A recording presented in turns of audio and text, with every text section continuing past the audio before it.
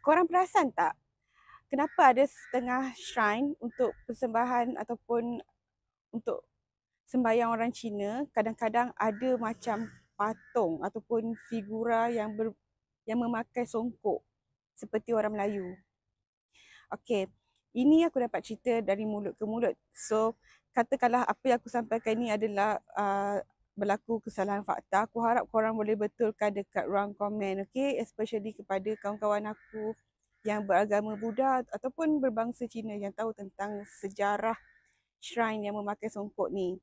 Okey, apa yang aku fahamkan, okey?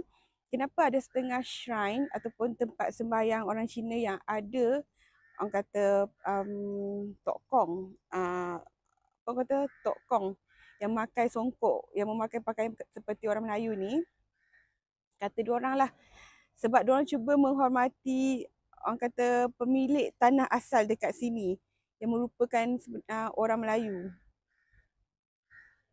Itulah aku faham. So betul ke tak betul? Kalau salah tolong komen. Kalau betul pun cakap je lah ya betul. Okay, bye.